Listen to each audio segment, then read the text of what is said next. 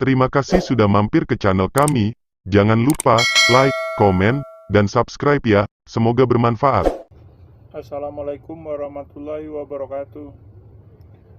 Berikut ini merupakan latihan soal pretest pendidikan profesi guru atau PPG sejarah SMA beserta full pembahasan ya. Berisi 80 soal. Ini merupakan soal yang ke-21 yang akan kita bahas sampai soal 60 nanti. Jadi totalnya semuanya adalah 80 soal. Kita langsung aja ke soal nomor 21 atau soal pertama dari soal profesional. Salah satu dampak penerapan iptek dalam bidang teknologi komunikasi adalah, jawabannya adalah C ya, informasi di seluruh belahan dunia bisa diterima dengan cepat. Penjelasannya adalah penggunaan iptek dalam komunikasi tertentu bertujuan untuk membuat komunikasi menjadi lebih mudah, bahkan menjadikan dunia seperti tanpa batas. Akibatnya informasi dapat dengan cepat diterima di berbagai negara. Itu penjelasannya ya.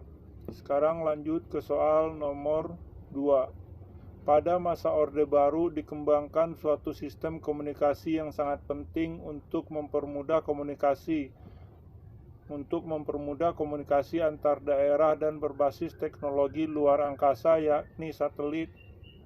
Jawabannya adalah B, satelit Palapa A1 ya, satelit Palapa A1, yaitu pembahasannya satelit yang diluncurkan berbasis teknologi luar angkasa di Indonesia yaitu satelit Palapa A1. Satelit Palapa A2 tidak ada, Apollo dan Explorer buatan Amerika Serikat. Sekarang kita lanjut ke soal nomor 3. Penerapan teknologi Transjakarta atau busway ya. Ada yang tahu kan busway ya? Yang dikembangkan di Jakarta memiliki fungsi sebagai, jawabannya adalah C, solusi transportasi massal yang efisien dalam waktu dan jarak tempuh. Jadi Transjakarta dirancang sebagai moda transportasi massal pendukung aktivitas ibu kota yang sangat padat ya. Tingginya aktivitas di ibu kota. Jadi Transjakarta dirancang sebagai moda transportasi pendukung. Sekarang kita ke soal nomor 4. Perhatikan fakta-fakta sejarah berikut ini. 1. Adanya semangat penaklukan Reconquista. 2. Jatuhnya Konstantinopel, ibu kota imperium, ke tangan dinasti Utsmani ya, Turki Utsmani. 3. Keinginan mengetahui lebih jauh mengenai rahasia alam semesta, keadaan geografi, dan bangsa-bangsa yang tinggal di belahan bumi lain. 4. Kepentingan untuk mendapatkan rempah-rempah. 5.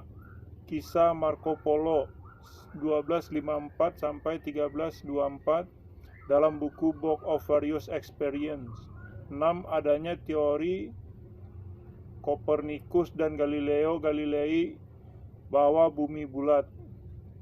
Faktor perkembangan ilmu pengetahuan yang mendorong kedatangan bangsa-bangsa Eropa ke Indonesia ditujukan pada nomor berikut adalah, jawabannya nomor 3, 5, dan 6 ya. Yaitu nomor 3, keinginan mengetahui lebih jauh mengenai rahasia alam semesta, keadaan geografi. 5. Kisah Marco Polo. 6.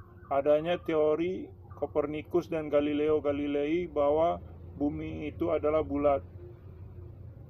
Jadi penjelasannya adalah, adanya semangat penaklukan Reconquista, jatuhnya Konstantinopel, ibu kota imperium, ke tangan dinasti Turki Utsmani merupakan aspek latar belakang di bidang politik. Sedangkan keinginan mengetahui lebih jauh mengenai rahasia alam semesta, keadaan geografi, dan bangsa-bangsa yang tinggal di belahan bumi, kisah Marco Polo dalam buku Book of Various Experience, serta teori Kopernikus dan Galileo Galilei bahwa bumi bulat faktor pendukung latar belakang perkembangan ilmu pengetahuan, sedangkan kepentingan untuk mendapatkan rempah-rempah ya. Sekarang kita next ke soal nomor 5.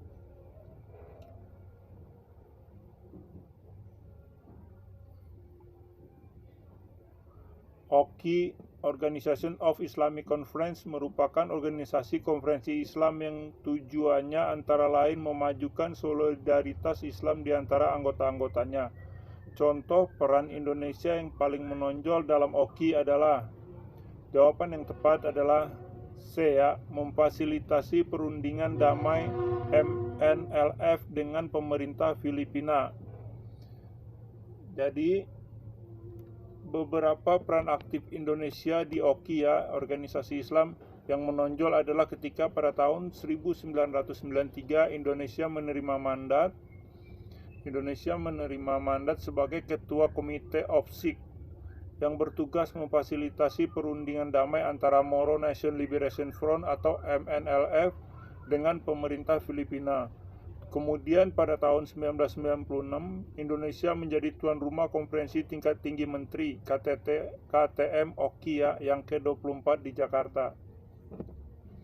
Sekarang kita lanjut ke soal nomor 6. Jika dibandingkan kerajaan Spanyol dan Portugis, Belanda lebih akhir datang ke Indonesia. Kondisi langsung yang menyebabkan kedatangan Belanda datang ke Indonesia berkaitan dengan Spanyol dan Portugis adalah, jawabannya adalah C ya, memberlakukan pelarangan terhadap para pedagang Belanda membeli rempah-rempah di pelabuhan Lisbon, Portugal. Ya, di pelabuhan Lisbon, Portugal. Jadi penjelasannya adalah pernyataan A, B, maupun E adalah penyebab tidak langsung. A, B, dan E ini merupakan pernyataan tidak langsung. Sedangkan pernyataan D ini tidak pernah ada. Jadi memang pemberlakuan pelarangan terhadap para pedagang Belanda membeli rempah-rempah di pelabuhan Lisbon, Portugal penyebab langsungnya Belanda datang ke Indonesia. Sekarang kita ke soal nomor 7. Hak VOC yang paling besar berkontribusi terhadap kebangkrutannya adalah terkait dengan wewenang berikut ini. Jawabannya adalah C ya, mencetak dan mengedarkan mata uang sendiri. Jadi korupsi adalah penyebab keruntuhan VOC. Dari sekian pilihan diberikan, yang paling kontributif terhadap merajalelanya korupsi adalah terkait aspek pendapatan yang dinilai dengan uang. Oke, sekarang kita lanjut ke soal nomor 8. Upaya diplomasi Kerajaan Aceh Darussalam untuk mempertahankan diri dari ancaman Portugis antara lain. Jadi jawabannya yang paling tepat adalah D ya, meningkatkan kerjasama dengan Kerajaan Demak dan Makassar. Jadi meningkatkan kerjasama dengan Kerajaan Demak dan Makassar. Jadi pembahasannya tidak pernah tercatat adanya hubungan diplomasi Aceh dengan Kekaisaran Cina dalam rangka melawan Portugis. Demikian juga tidak ada penandatanganan pembelian senjata dengan Turki. Memperoleh bantuan adalah akibat upaya diplomasi. Sedangkan pilihan C ini lebih terkait dalam bidang ekonomi.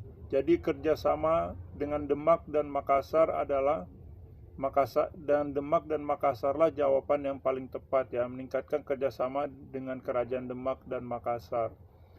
Untuk soal-soal ini semua, teman-teman guru-guru semuanya bisa lihat di marvinstudi.com ya. Kami bergerak di bidang belajar online dan latihan soal. Sekarang kita lanjut ke soal nomor 9. Tindakan pemerintah Belanda untuk meruntuhkan kewibawaan tradisional penguasa pribumi adalah, ditanya tindakan pemerintah Belanda. Jawabannya adalah B, menjadikan mereka sebagai pegawai pemerintahan. Jadi pilihan pernyataan A, C, dan D, A, C, dan D ini adalah tindakan pemerintahan yang mendorong kaum pribumi maju dan memiliki kedudukan baru dalam tata kelola pemerintahan maupun perusahaan modern. Pemerintah Belanda tidak melarang, tetapi menyederhanakan upacara dan tradisi di istana yang memakan biaya besar. Jadi tindakan penghapus kedudukan para bangsawan secara adat dan menjadikan mereka sebagai pegawai pemerintahlah pilihan yang paling tepat ya. Jadi kan nih, menjadikan mereka sebagai pegawai pemerintahan yang paling tepat. Oke, sekarang kita lanjut ke soal nomor 10.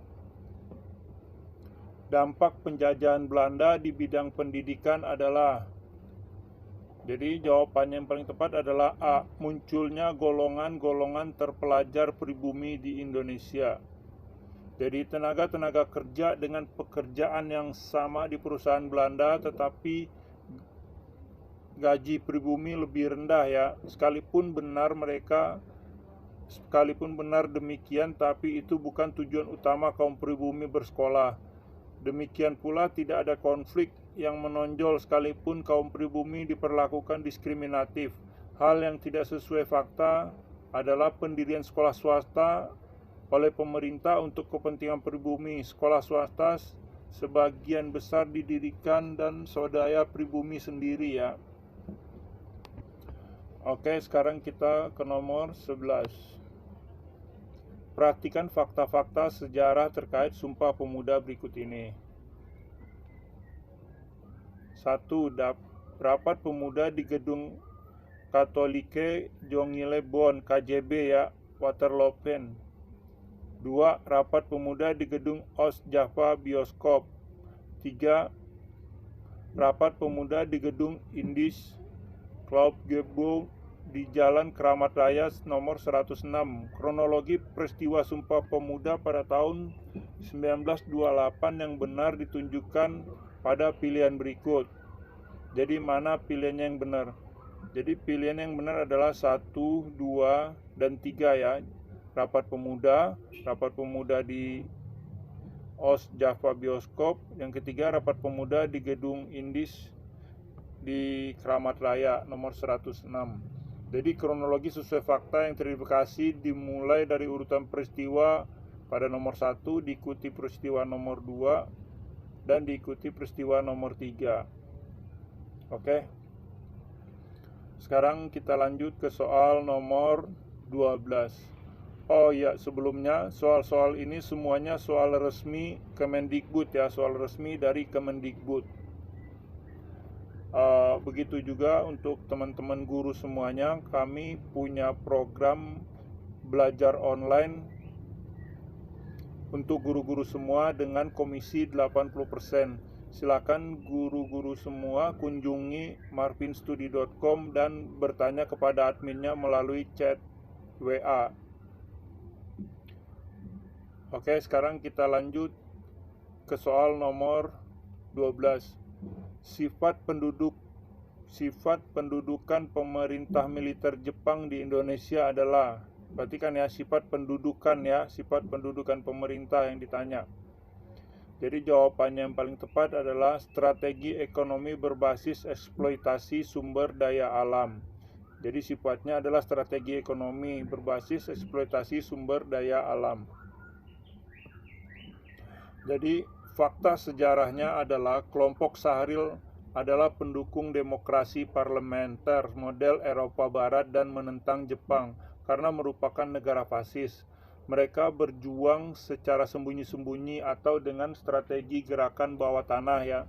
Sementara golongan Persatuan Mahasiswa mengikutinya antara lain Jekunto, Supeno, Subandrio. Kelompok ini juga anti Jepang dan bekerja sama dengan golongan Sahril. Sedangkan kelompok Sukarni berada di kelompok yang tidak mau bekerja sama. Dan terakhir golongan Kaigun.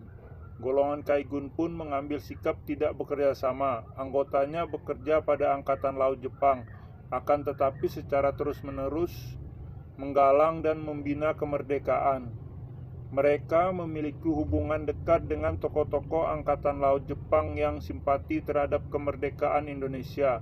Termasuk dalam kelompok ini adalah Mr. Ahmad Subarjo, Mr. Maramis, perhatikan ya, Ahmad Subarjo, Maramis, Dr. Samsi, dan Dr. Buntaran. Dr. Buntaran Mantoatmojo. Sekelompok Kaigun ini mendirikan Asrama Indonesia Merdeka, ketuanya Wikana. Sedangkan pemaparan berkaitan kelompok Amir Syarifuddin tepat sekali sesuai dengan faktanya. Ia sangat keras dalam mengkritik Jepang sehingga ia ditangkap dan tahun 1943 dan dijatuhi hukuman mati pada tahun 1944 atau setahun kemudian. Atas bantuan Soekarno, hukumannya diubah menjadi hukuman seumur hidup. Setelah Jepang menyerah dan Indonesia merdeka pada tahun 45, ia bebas dari hukuman.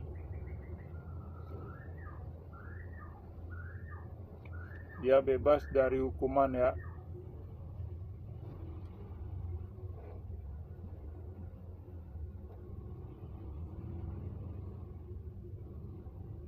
Oh, sorry, untuk nomor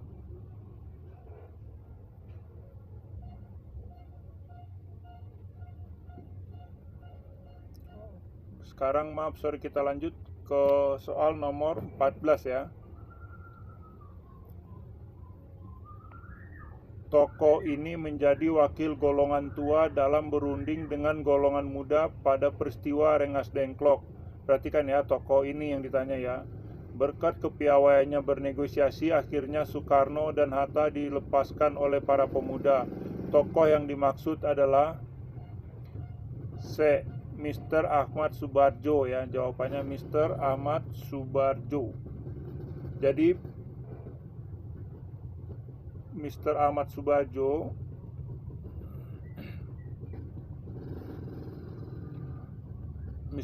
Subarjo saat itu di Jakarta sedang terjadi perundingan antara Ahmad Subarjo mewakili golongan tua dengan Wikana mewakili golongan muda ya.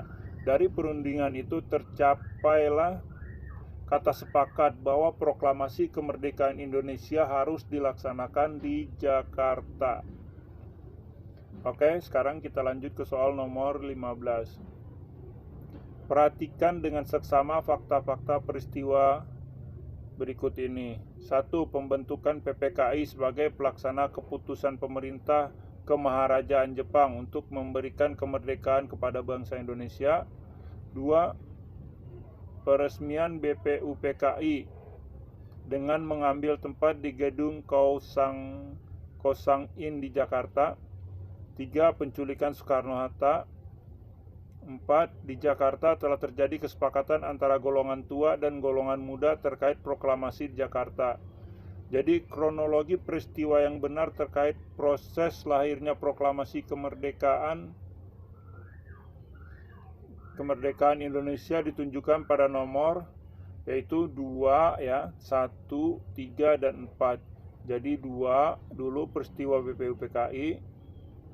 Sekarang 1 lanjut pembentukan PPPKI. Sekarang lanjut ke nomor 3 penculikan Soekarno. Dan yang terakhir di Jakarta terjadi kesepakatan untuk proklamasinya di Jakarta. Jadi BPUPKI dibentuk lebih dahulu daripada PPKI. Perhatikan, BPUPKI dibentuk terlebih dahulu daripada PPKI. Sedangkan kesepakatan diperoleh setelah penculikan Soekarno-Hatta dapat diatasi terlebih dahulu. Oke, paham ya? Sekarang kita lanjut ke soal nomor 16. Tujuan periodisasi ya dalam sejarah yang paling berkaitan dengan sejarah sebagai ilmu adalah, yaitu jawabannya B, memudahkan klasifikasi peristiwa. Jadi untuk memudahkan klasifikasi peristiwa, penyederhanaan kompleksitas peristiwa, mengembangkan pendekatan diakronis, mengidentifikasi latar belakang peristiwa bukan bagian dari struktur penulisan sejarah sebagai ilmu, melainkan sifat praktis ya. Pengguna periodisasi atau penyebabkan, sedangkan periodisasi bukan syarat dalam kegiatan heuristik. Ya, jadi periodisasi bukan syarat dalam kegiatan heuristik. Sekarang kita next ke soal nomor 17. Berpikir diakronis dicirikan oleh aspek berikut. Ya, berpikir diakronis dicirikan oleh aspek apa? Yaitu transformasi ya. Berpikir diakronis dicirikan oleh aspek transformasi. Diakronik memiliki beberapa ciri-ciri diantaranya ya. Satu, memanjang berdimensi waktu. Dua, terus bergerak hubungan kuasalitas. Tiga, bersifat naratif, berproses dan bertransformasi. Empat, bersifat dinamis. 5. Lebih menekankan pada proses durasi. Dengan demikian, transformasi merupakan salah satu aspek berpikir diakronis. Oke, jawabannya transformasi. Sekarang kita next ke soal nomor 18. Sejarah adalah ilmu yang bertugas menyelidiki perubahan-perubahan, kejadian-kejadian, dan peristiwa yang merupakan realitas dari masa lalu. Pernyataan tersebut merupakan pengertian sejarah menurut, perhatikan ya, realitas masa lalu, clue-nya. Jadi pengertian sejarah menurut yaitu R. Muhammad Ali. Jadi sejarah adalah ilmu yang bertugas menyelidiki perubahan-perubahan, kejadian-kejadian, dan peristiwa yang merupakan realitas dari masa lalu. Merupakan pengertian sejarah menurut R. Muhammad Ali. Oke, sekarang kita ke nomor 19. Corak kehidupan ekonomi manusia purba di Indonesia yang memiliki tingkat tergantungan kepada alam paling tinggi dapat ditemukan pada kehidupan ekonomi tahap. Perhatikan, pada kehidupan ekonomi tahap A. Berburu dan meramu tingkat awal. Jawabannya adalah berburu dan meramu tingkat awal. Jadi berburu dan meramu tingkat awal memiliki ciri masih minimnya kemampuan manusia memanfaatkan teknologi dalam memenuhi kebutuhan ekonomi. Kemampuan untuk mengolah alam untuk kepentingan kehidupan masih sangat terbatas. Sementara pada periode B, berburu dan meramu tingkat lanjut, dan C, bercocok tanam pada pola ladang, dan D, bercocok tanam pada pola basah, serta E, industri rumah tangga, menunjukkan tanda-tanda semakin meningkatnya pemanfaatan teknologi untuk memenuhi kebutuhan hidupnya. Oke, paham ya? Sekarang kita ke soal nomor 20. Jalur imigrasi nenek moyang bangsa Indonesia yang benar ditunjukkan oleh pernyataan berikut. Perhatikan ya, jalur imigrasi yang benar ditanyain. Jalur imigrasi nenek moyang ya, bukan jalur imigrasi. Jadi yang benar jalur imigrasi nenek moyang adalah jalur barat dari Yunan melalui Selat Malaka. Jadi dari atas terus Selat Malaka masuk ke Sumatera, masuk ke Jawa. Jadi masuk ke Sumatera dulu baru ke Jawa dengan artefak kapak persegi. Perhatikan ya, dengan artefak kapak persegi. Jadi salah satu teori mengatakan bahwa jalur barat dari Yunan melalui Selat Malaka masuk ke Sumatera, masuk ke Jawa dengan artefak kapak persegi. Sementara jalur timur dari Yunan melalui Formosa itu Taiwan ya, masuk ke Filipina, kemudian ke Sulawesi, kemudian masuk ke Irian dengan artefak berupa kapak lonjong. Ya, berarti segitiga melalui Jawa sampai Jawa, kalau kapak lonjong sampai dengan ke Irian. Oke. Terima kasih atas atensinya dan perhatiannya. Soal nomor 21 sampai berikutnya kita akan bahas di video yang berikutnya. Wassalamualaikum warahmatullahi wabarakatuh. Semoga semuanya lulus dan sukses.